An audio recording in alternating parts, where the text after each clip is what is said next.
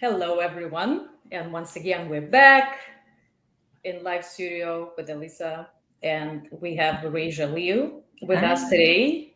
We're very excited about this chat. Reja is a postdoctoral researcher at Stanford University School of Medicine. Reja, welcome. And please tell us a few words about your work and what you do. And pretty much feel free, like I said, to exaggerate. We're okay with this. Cool. Hi. So actually I'm having a little bit like echoes right now, so let me just figure out why that echoes come. Okay, great.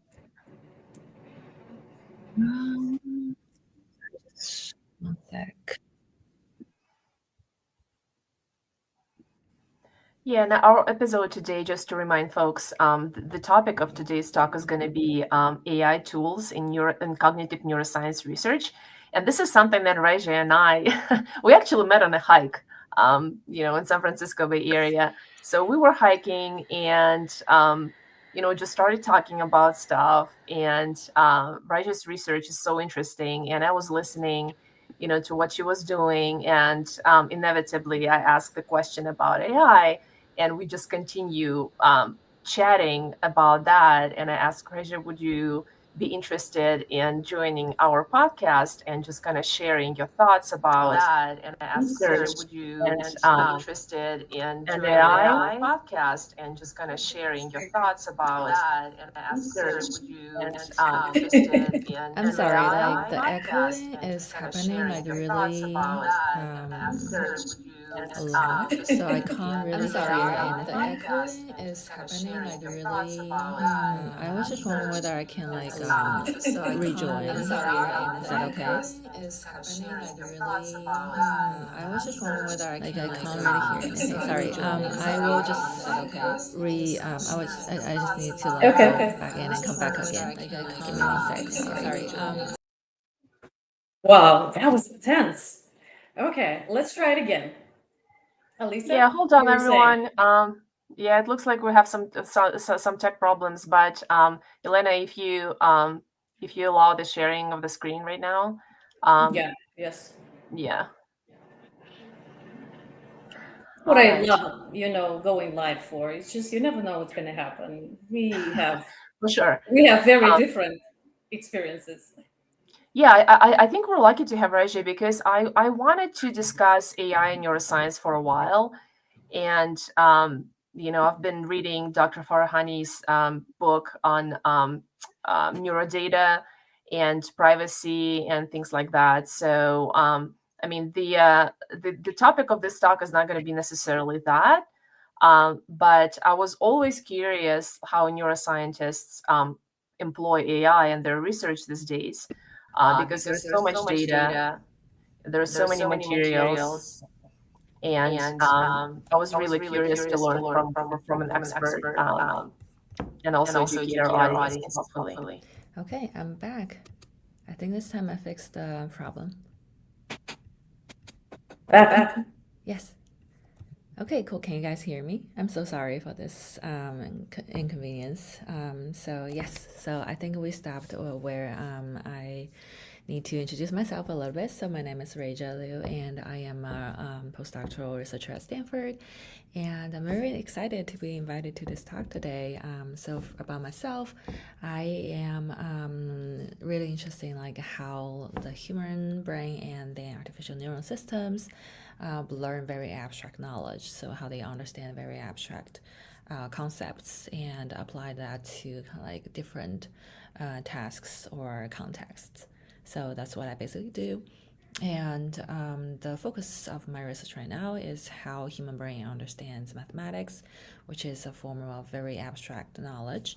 And I started my research in kind of like understanding how the kid's brain, the very early stage of human life, how do we learn those concepts and what is the changes in the brain that allows, behaviorally we understand we can like solve problems, we can like do arithmetics, and then we can do our algebra, and then we can solve even more difficult mathematical problems throughout like a lifespan. So yeah, that's just my research in a nutshell. Yeah, Yeah, this is this this is is fascinating. fascinating. Right. Thank Let you. me know if you want to take it from here in terms of sharing the materials, or you want Yes. me to assist with that. Yes, sure. I can share my screen. All right, just give me one sec. Okay, let me share my slides with you guys. Okay, can we see that? Yep. Yes, cool. So I will just start with my slides, but we can feel free to stop me in the middle. I have like a bunch of bullet points and outline, but if there's any questions or you would like to stop during the talk and ask questions or discuss other things, feel free to just jump in and then we can talk. Is that okay? Okay, so I guess I'll just get started. Today, I think the major topics are just, well, what is cognitive neuroscience, and what has AI to do in cognitive neuroscience, and what is the future of this field, where it's heading to, what are the pros and cons. So I think those will be interesting topics to discuss. And let's start with cognitive neuroscience. So I thought it for a while, what is the best way of introducing the most recent field of cognitive neuroscience, and I feel like, well, this could be a good start. What tools we use to study different aspects of cognitive sciences or cognitive functions. And what I'm showing here is the state-of-art devices we use across fields, across the country, across different countries in the world. So on the top left is a type of electrodes. It's actually very tiny, and we just place that on the human cortex through neurosurgeons. This is typically used in patients with epilepsy or stroke, and they have to go through a surgery to remove the stroke, the tumor, or tissues that is having the epilepsy. So it's called intracranial EEG or ECOG. Maybe you have heard of it before. So normal people, we don't usually do that. It's more for patients, and it's definitely invasive. The picture at the bottom here is showing non-invasive neurophysiological device. It's called EEG, and sometimes we use that in the hospital to monitor patients' cognitive status, whether they're awake, whether they're asleep. And in psychology or cognitive sciences, we also use that to understand some of the brain activities. But compared to the ECOG, which are the electrodes here, the noise level is a lot higher because you can also collect signals from muscles, from skin, even from microwave next to you. So EEG is a less sensitive type of device, but it's non-invasive and it's relatively cheaper. And on the right side, this is functional MRI. So, in hospital MRI, it's widely used. It allows us to look at the organs inside of our body when we're still alive, and it's non-invasive. So we use that to study the brain activities. And the nice part of it, it gives you a really nice overview of the entire brain across time. So with electrodes here, you can only stick the electrodes onto a small part of the brain, and you don't really get to see the whole picture of the entire brain, what all the neurons are doing. So MRI allows you to do that, but the problem is it doesn't give you a very detailed look at the brain. You don't look at the neurons. You look at small parts of the brain, one by one. So in terms of spatial resolution, MRI is lower than electrodes, but we can still do things about it. And here I want to give you guys a very fascinating example about the cognitive neuroscience and AI, how we combine that to help people. So Dr. Edward Chang at the University of California at San Francisco, their lab is doing like really fascinating work. So what they do is they're trying to help like paralyzed patients or people who have like diseases or disorders that they lost the function of talking and communicating with people. So what they do is they open up the scalp and the skull, and then place grids of electrodes on the cortex, especially the regions that is supporting like a language, talking, understanding, those regions. So they can like read the signals from the cortex, and then they train a large language model plus some other small modules of AI models to kind of like understand the brain signals from this person's specific brain directly. And then they translate that brain signals into speech. So what this does is to allow the patient who cannot talk actually be able to talk, but not through themselves, but through like an AI agent. Because the AI understands brain signals, the AI is trained with large language models, so it has the language understanding like ability, and then it can communicate to other people based on this person's very specific thoughts. So I think that is a really fascinating example of how nowadays we combine cognitive neuroscience, like a very advanced neural recording techniques, and also AI tools to really help people with disorders or people who need help. So yeah, I think that is really fascinating. Do we have any question here, or are we doing good? Yeah, no questions, but I just wanted to note that with the current technology, with the voice cloning technology that we currently have, Mm-hmm. you can also clone the person's voice and use it in order to communicate versus using like some robotic version of it. If there are obviously recordings of a person's voice, like for example, pre-X incident, like before the stroke or before they lost their ability to speak.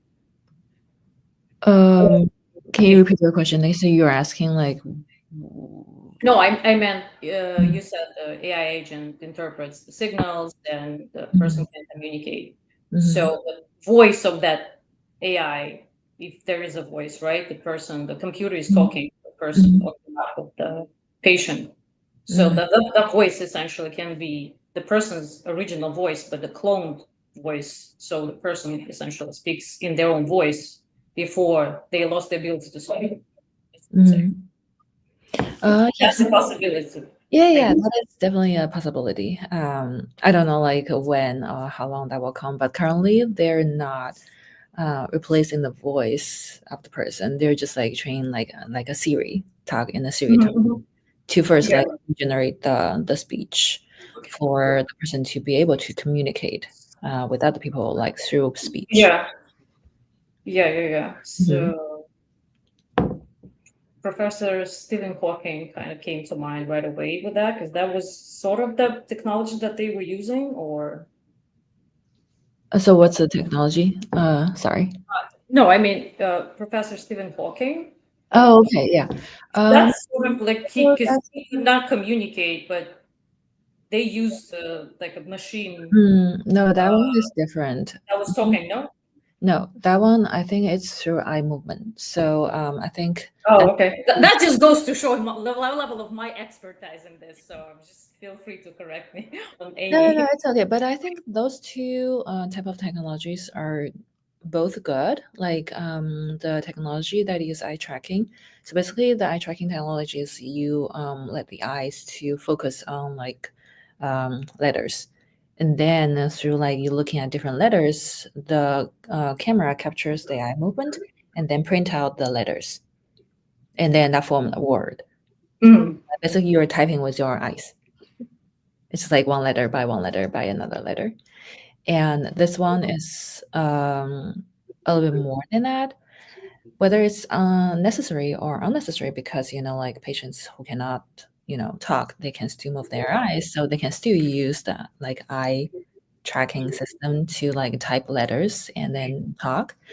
I think this technology is more just for like, future generation. What if we have, like Elon Musk's company Neuralink, they're trying to develop like a new type of materials that can, you don't really need to go through like a really major surgery to implant those electrodes. It can be done by a very quick, like outpatient surgery, and you can have those like soft material electrodes implanted in the brain, and then maybe you can just communicate with people without actually talking. I think it's more, sci-fi fictional thing. And Edward Chan's work is kind of like an approved idea that you can actually do that.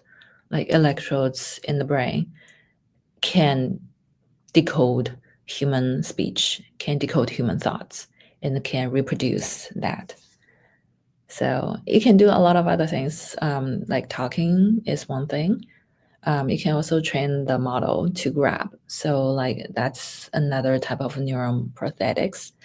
You can place the grids onto motor cortex, and then you can train the model to kind of like, oh, what if this person wants to grab a cup of water, but his arm cannot move.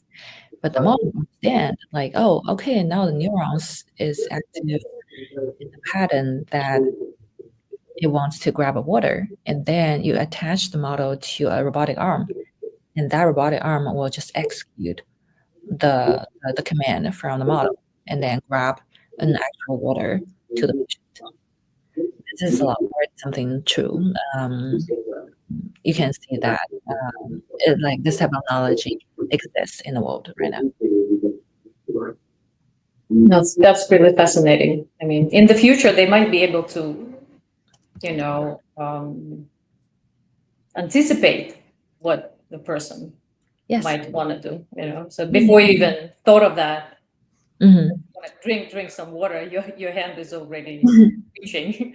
Yeah. So if you look for like University of Pittsburgh, that's my grad school. I graduated from there. So they do have this type of neuron prosthetics, like to help like paralyzed patients to grab things, to reach and then take things. So they will need less care from like their caregiver on just like very simple tasks. They have a robotic arm right next to them, and it can help them to grab things. So I think, yeah, this type of technology is really, really fascinating. And it is a combination of AI and cognitive neuroscience. Right. Sorry, I have to kind of like switch between, because once I put the slides onto presentation mode, I can really see the videos. So I just want to make sure that we're in good shape. And I just quickly go through like we apply AI in all kinds of topics in cognitive neuroscience. So we have like very fundamental like sensory attention, like how you look, how you listen, and how we feel, like touching stuff, the tactile feelings, and how do we smell, how do we taste.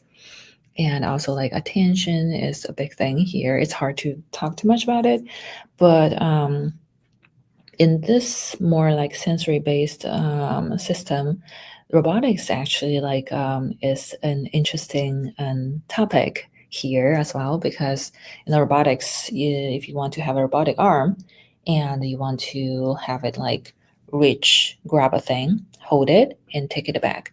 So you think it's an easy task, but it's actually not.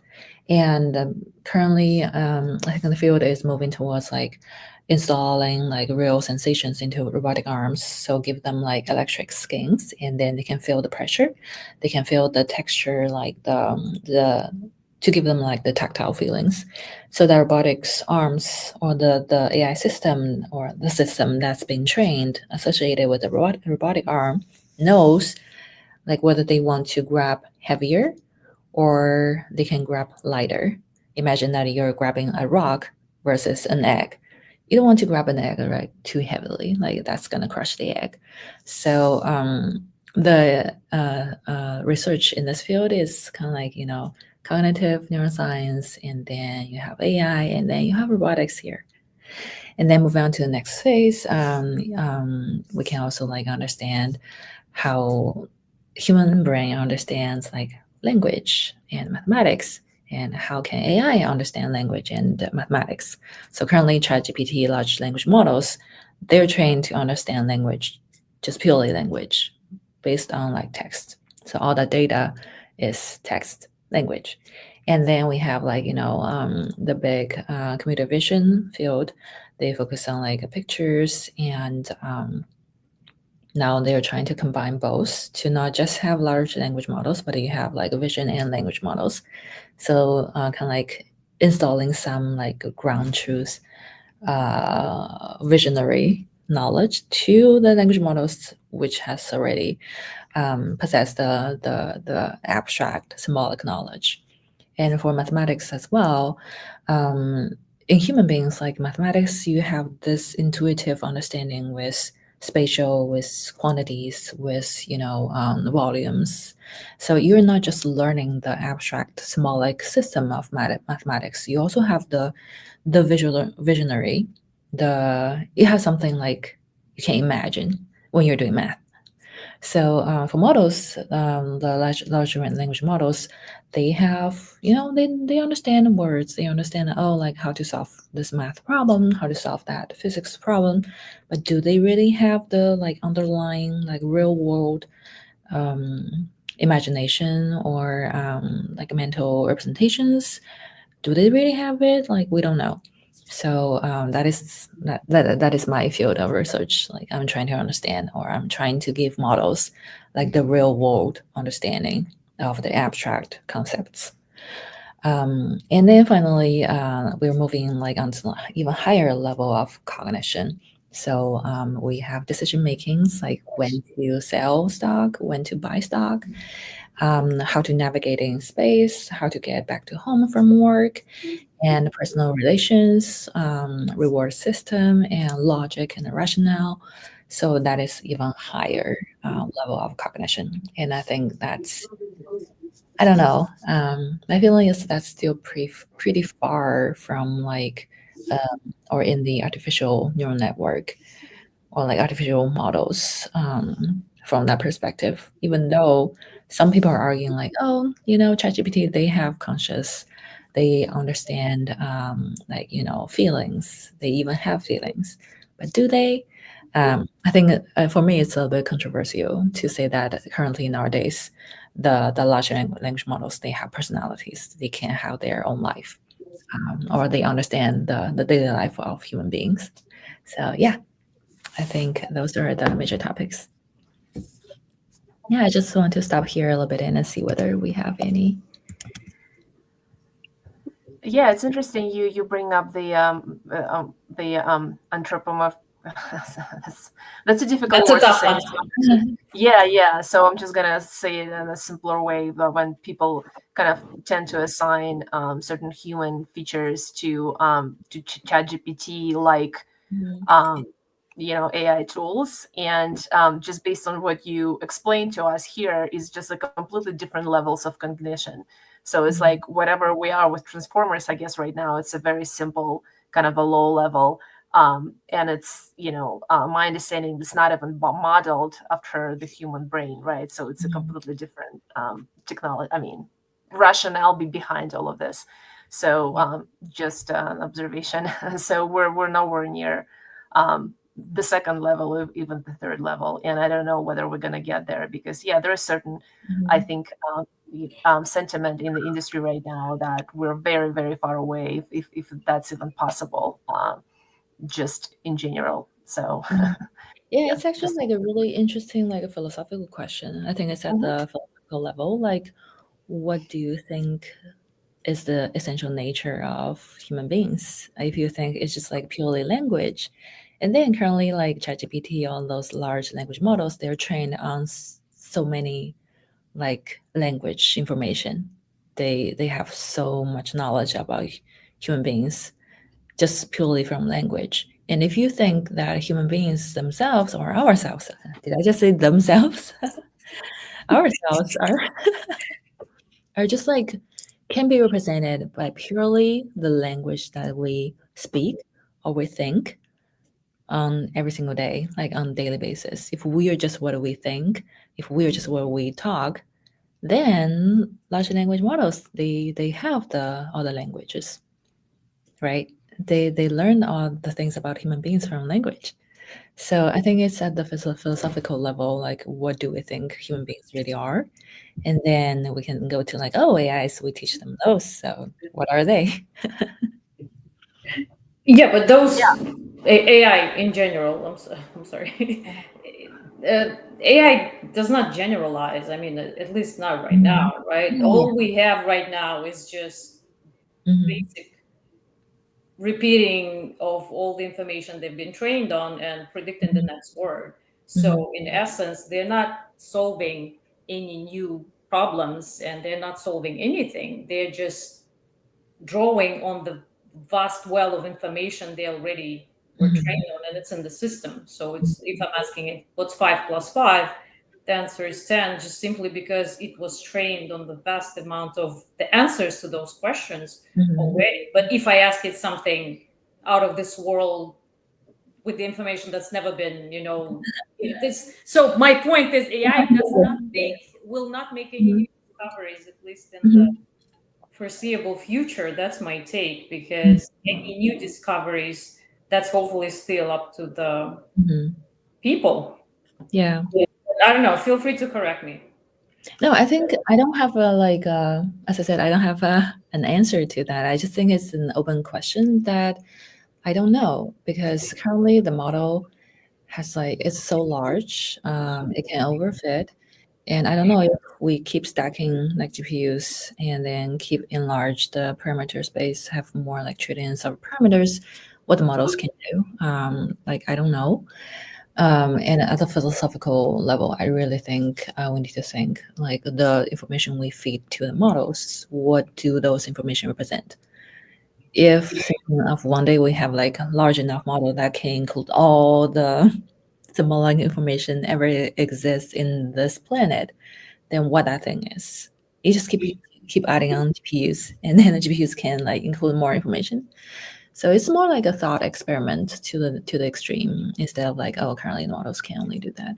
Like, I don't have an answer to the current models, but there's another thing that, since you mentioned the 5 plus 5 equals 10, because I did a little like trick experiment with GPT. I think I did it with ChatGPT. I did it with DeepSeek. I asked them like a very simple question, like, okay, so Anne goes to school every day, and it takes her 20 minutes to go to school from home, and she goes home for lunch every day. So how much time does she spend on commute every day? And then 20 minutes is one way, and then the models give me 40 minutes. That's the time. And commutes every day. I'm like, nope, you're wrong.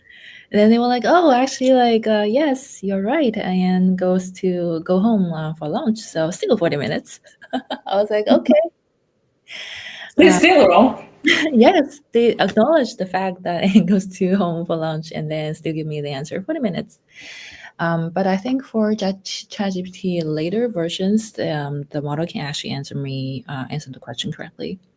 So they'll be like, oh, it's actually like 80 minutes because he needs to go home and then comes back to school.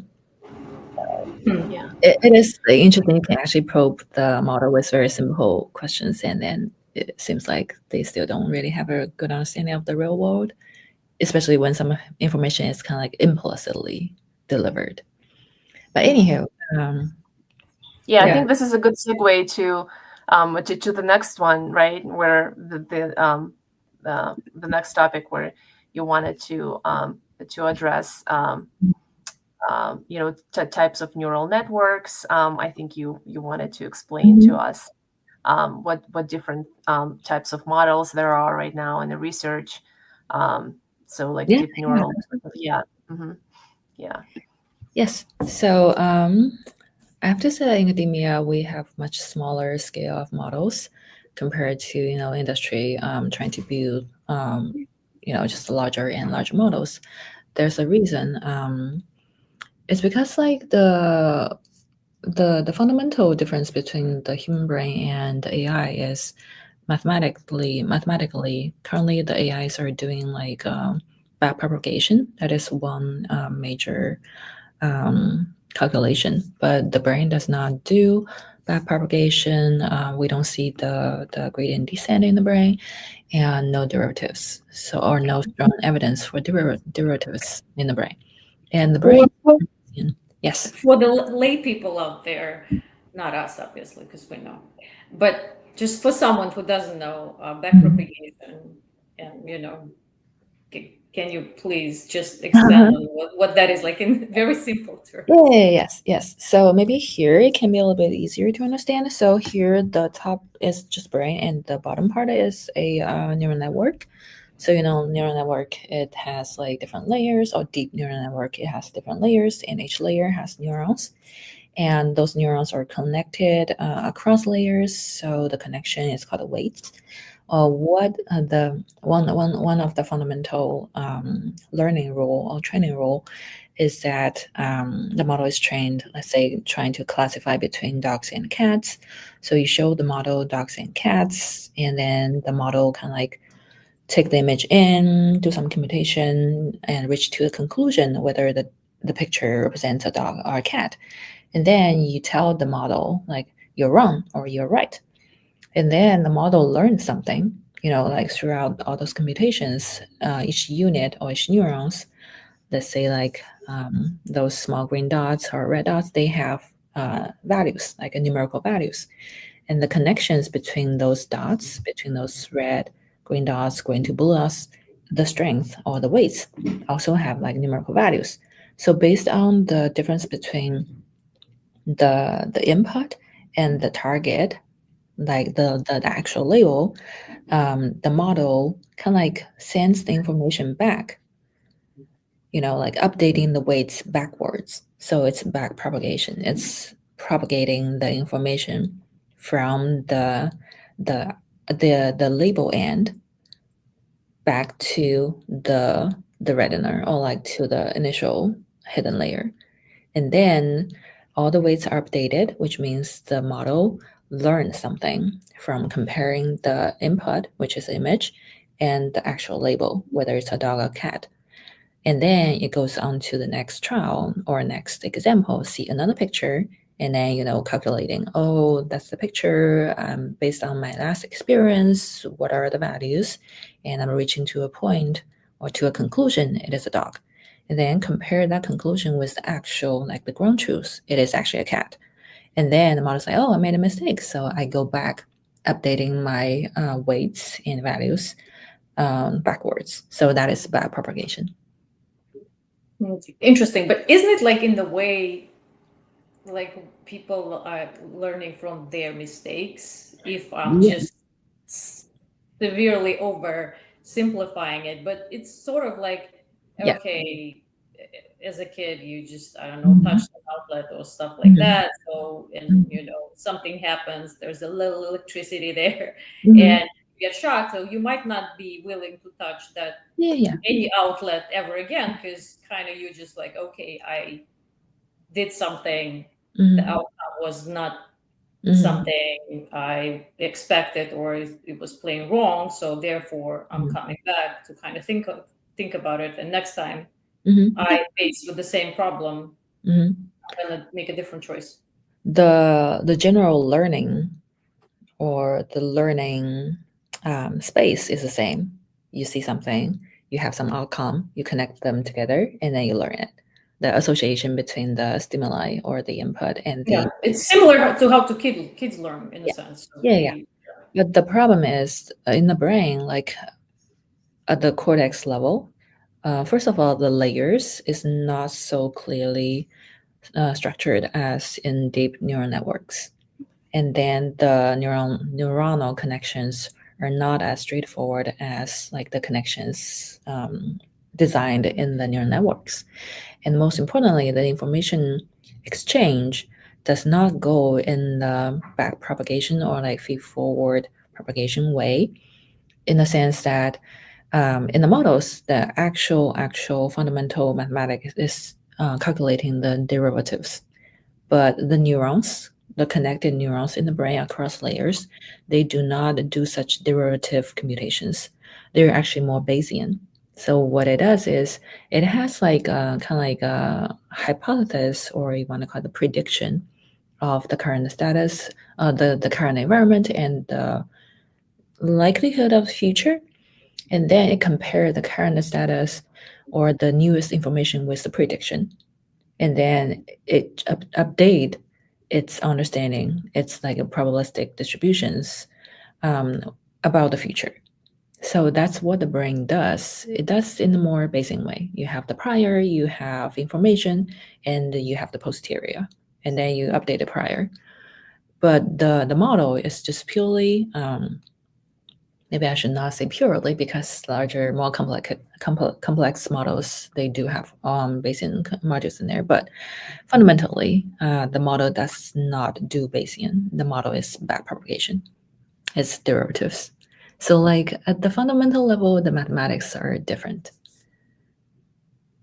Does it make sense? Interesting. Yeah, absolutely. Yes. So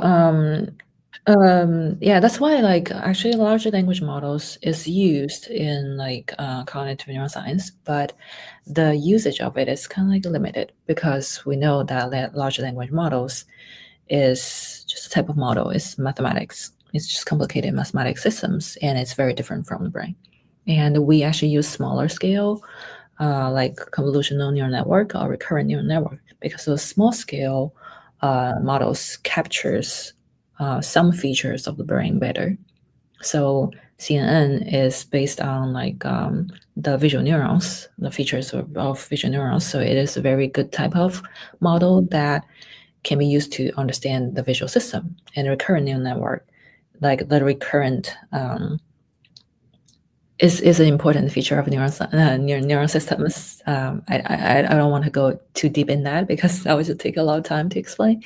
But those two like type of models are kind of like really widely used or preferred by a lot of neuroscientists and cognitive neuroscientists, because they're just like closer to how the brain system works in the brain. And yeah, we can compare them at low dimensional representational space to see whether the artificial neural network at the like low dimensional space similar to the brain or dissimilar. If they're similar, under what context they're similar. If they're dissimilar, then at what context they're dissimilar. So it's like comparing two. Or we can just train the model, like a artificial brain, produce brain similar or brain alike signals, and to see whether the model can do that or not. If they can do that, which part or which features makes it, or enable it to produce brain similar signals. If it cannot, then what happened to the structure of the model? So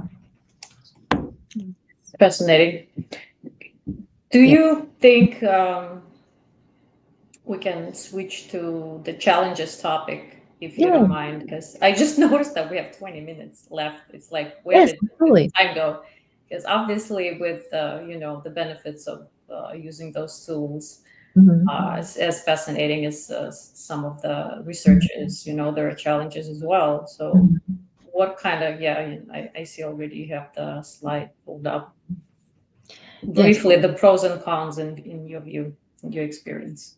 Yes. So for the pros, I will say that models enables or gives us the ability to do something that we cannot directly do to human beings or animals.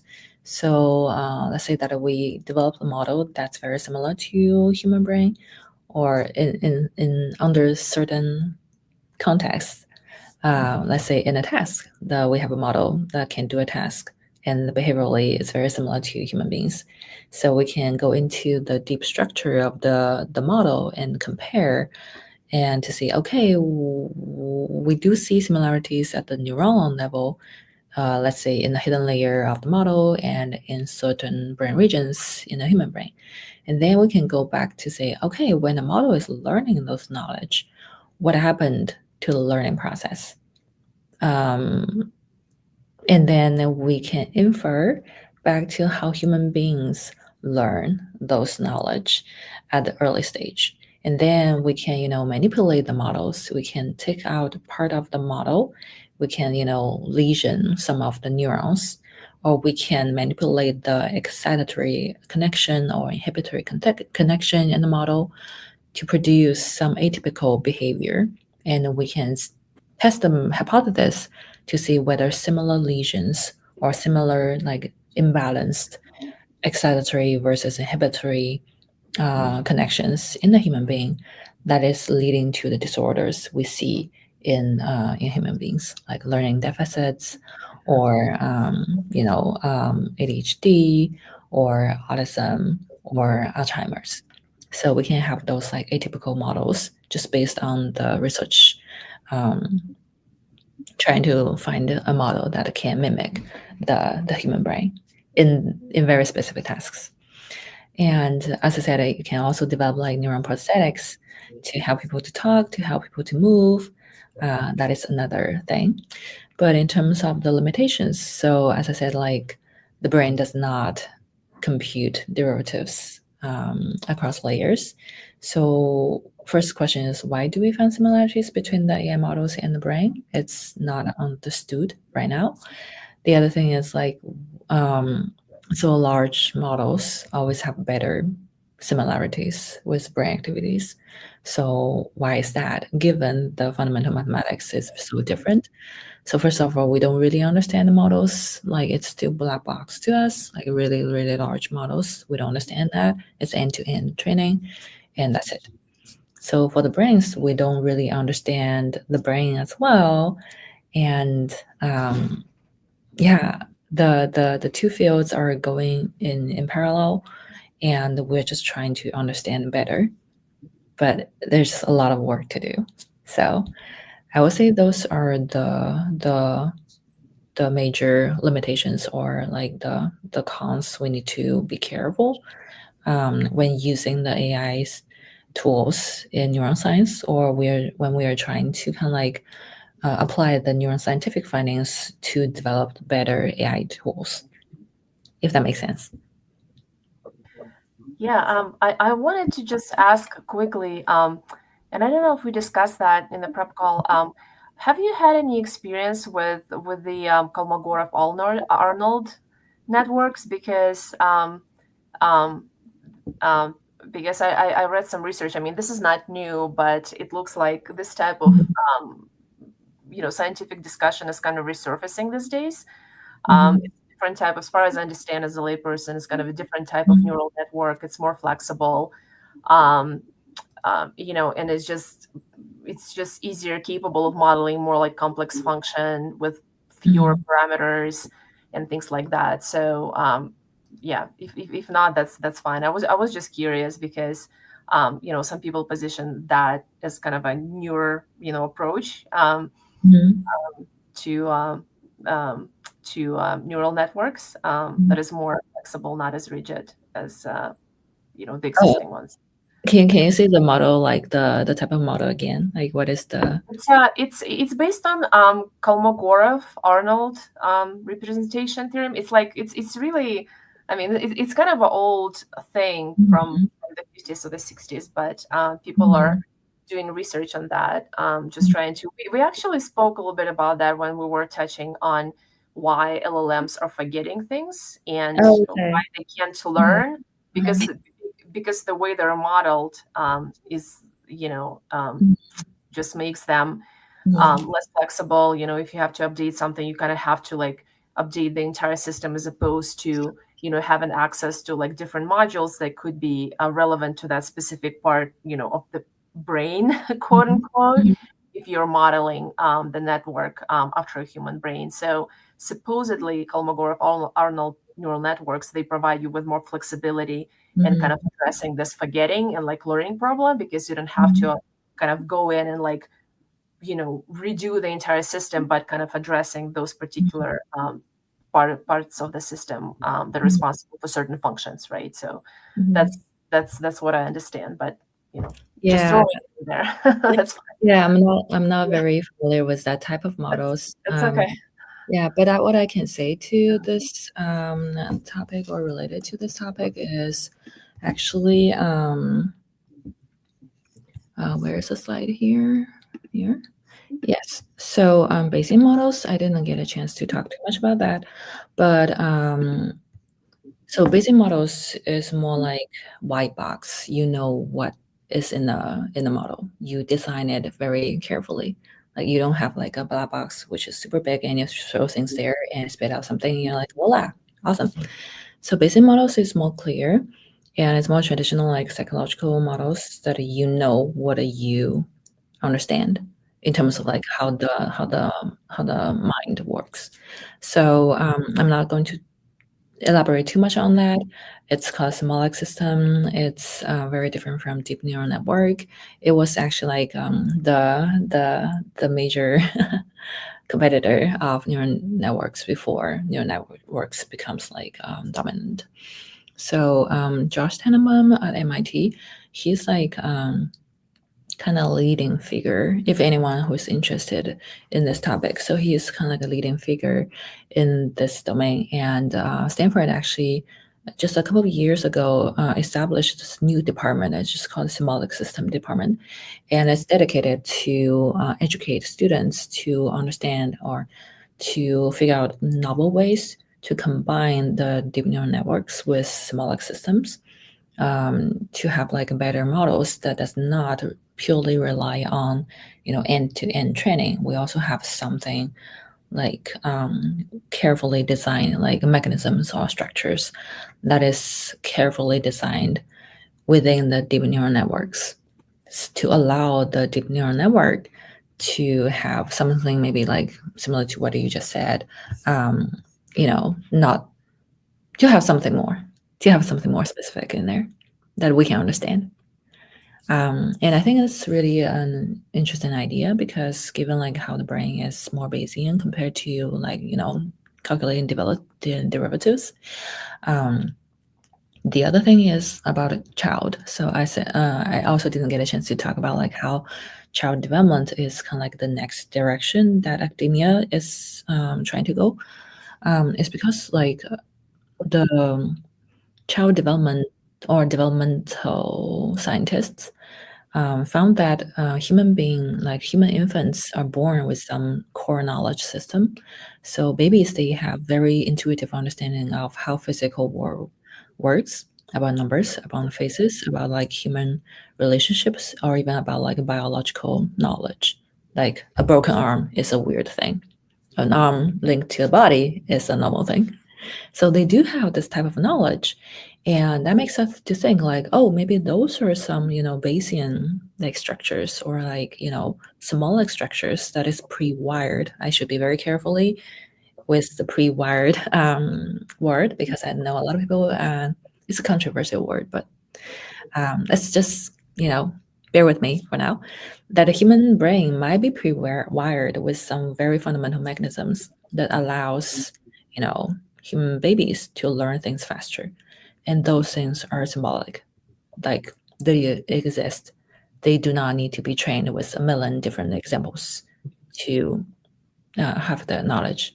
So that's why babies are learning things very, very, very fast compared to like large models, right? Thinking about like how much energy for babies to learn a thing, not just like talking, but also like, how to grab a spoon, how to eat things, how to, respond to their caregivers emotionally, and, learn when to cry, when not to cry, when to sleep, when not to sleep, when to play, like, all kinds of things happen all at once at the same time. And it's hard for models to do that.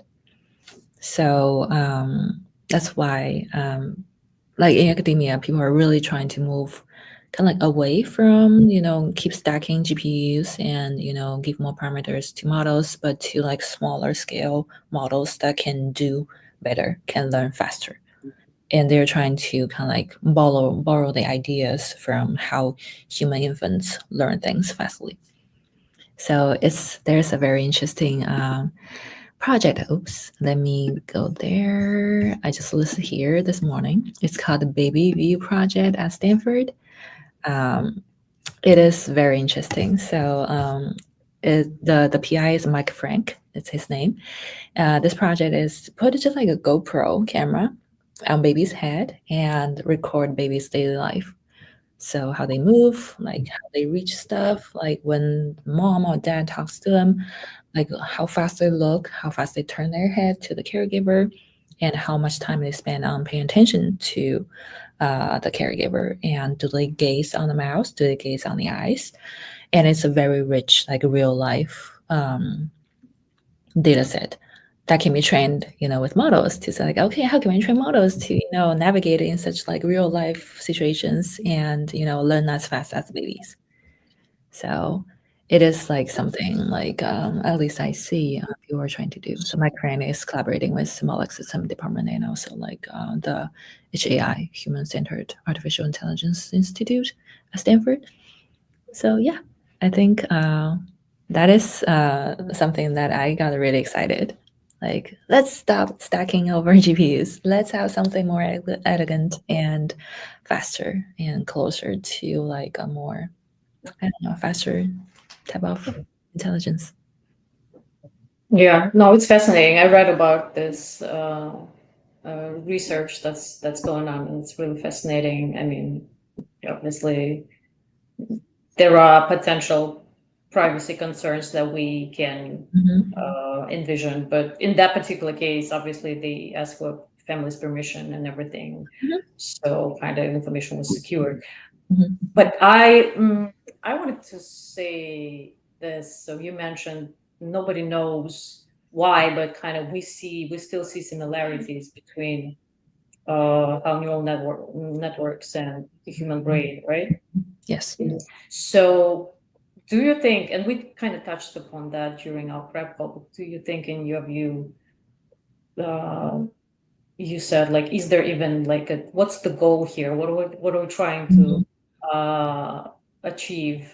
So is there a chance we find out more about how brain works by studying LLMs and vice versa?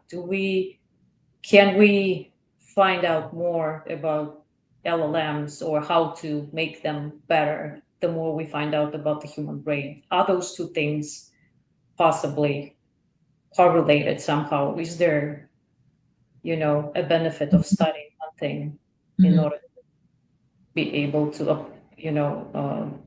do some groundbreaking research in the other area? Yeah, indeed. That is a very, very good question. Let me think how to answer this question. I would say like large language models is actually not the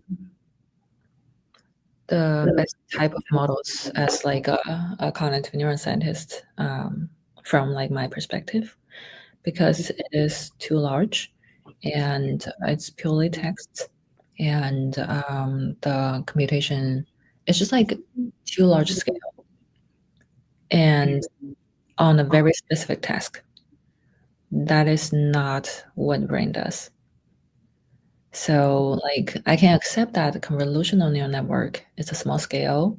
It's designed on the visual cortex, like how visual cortex is structured, the visual neurons, and it is very similar to visual cortex. So the similarity, there's a reason, because the model is designed based on the brain. So they're similar, and a similar thing to recurrent neural network. And large language models, it's designed not exactly as the brain. There's no large language models in the brain. You can't find neurons that is similar to large language neurons in large language models. So what I'm trying to say here is like, I don't see large language models as a good proxy to understand the brain. And personally, I don't really like using that in my research because I know like they're just too different. And there are some studies showing that not just like large language models, like not ChatGPT, but like CLIP or BERT, those kind of like a language vision models do have similarity, even better similarities to the brain. And the very direct answer to why they're similar, we don't know. People are still trying to understand that. One hypothesis is that, like in a very imaginary, you're in a very high dimensional space, and the point one little point in the space is we can't understand the world in this way. So the brain goes from like very initialized stage, I don't know, from the beginning of the universe, to that point through this route here. Here I go. That's the brain. And then those like big vision language models, they just go from another third point, detoured, and then voila, get to the same point. So like in a very complicated space, I don't even know like what is the best word to describe that. It's like you can get to the same point through different routes. And that's what the current field is, kind of like the consensus. Like even if mathematical calculation is different, you can still get to the same point. It's just like different solutions. But does it matter how they arrived at that point if it's the same point? It matters, but depending on like sometimes you have to be practical. It matters like as a more like a philosophical question or mathematical question, like why can we have like different mathematical solution but get to the same point? And the two systems are similar but not exactly similar. But practically, like for neuroscientists, like do we really care why large language models get to the same point as the human brain or like the neural system? For me, it's not that important because what I care more is whether we can find a model that is designed similarly to the brain, and then whether the model can get to the same point as the human brain in a similar mathematical way, so the model can be used to like clinically help people or like trying to help further or advance our understanding about the brain, like how do babies learn.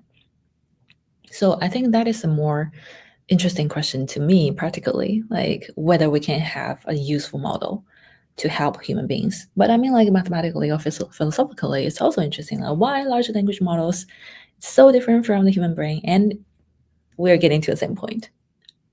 So I think that's how I understand, and I would like to reply to your question. Like they're indeed interesting, but practically whether like No, that was a great response, and I was just gonna say that how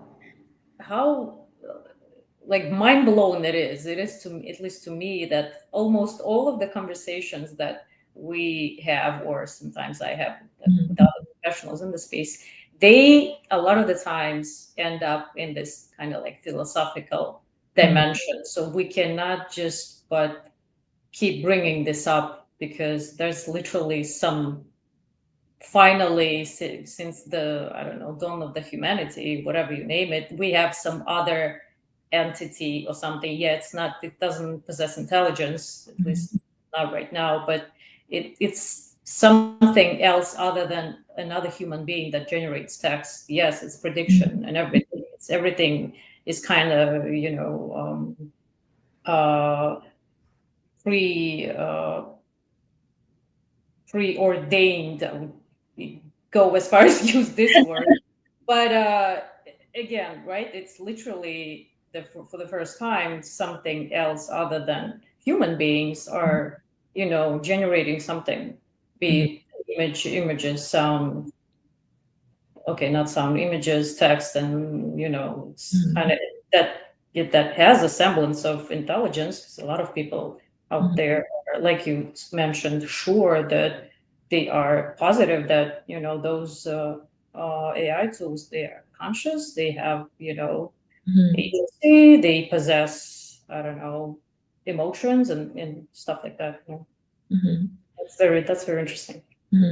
Yes, I forgot related to that. I forgot what which authors are on the poster or like talk, but in a seminar last year, so I remember like seeing a talk, and it's very mathematical. It's about like, oh yes, we do see a lot of similarities between like large language models or large scale models or even small scale models to the human brain, even though we know mathematically they're different. But there seems to be a ceiling. Like the similarity is not 100%. It seems like, 70%, 80%, and that's it. So why there's a ceiling? Why it's not 50%? Why it's not 60%? It's just like, it's just there. It's around that, like within that ballpark. And it's just like scientists discovered that, well, it seems like there's a limitation, like the upper boundary and the lower boundary is there if you're studying like similarities between artificial neural network and the brain. So why there's a limit? Is it mathematically or it's something even more? So it's very open questions. But I think it's interesting to even think about like why do we even have a limit there? But yes. Yeah, that's a very good question to end this discussion with. I did not have any idea that we would end up here, but this is fascinating. I know. Yeah, it's Yeah, yeah, it's an intriguing question to, I guess, to conclude with, because yeah, we're at an at 1 hour mark, and yeah, I just wanted to thank you so much for this. It's a complicated area to talk about, especially when you're kind of in the weeds of it and trenches and just kind of doing all this research. And thank you so much for educating us. I mean, to me, this particular domain intersection of neuroscience and AI is very, very interesting, and not just healthcare standpoint, because there could be solutions there, but also from like privacy standpoint. Elena touched a little bit on that, and other things. So thank you for joining us. Yeah, Thank you so much, Reija. thank you for inviting me. I hope it's not too theoretical. No. It was brilliant. And I mean, for everyone out there, the benefit of hikes, everyone, here's the living proof. Just take more hikes, meet more people, start random conversations about Start those AI. conversations. You might Yeah. end up, doing a YouTube live with them, and which turned out to be an amazing conversation. Thank you so much, Reija. Yeah. It was a pleasure. Thank you. Thank you. And we learned a lot. We're so selfish when we do those. It's like you're saying, it's like we learn a ton every single time. Absolutely. And I hope everyone else does as well. Yes, thank you so much. I learned from the past talks as well. So it's mutual. Okay, thank you so much for inviting me. It's really a great pleasure to share and then to talk to you guys. All right. Well, thank you so much. Stay connected, and looking forward to your next series of seminars. Thank you. Thank you so much. Bye, everyone. Bye. Bye, everyone.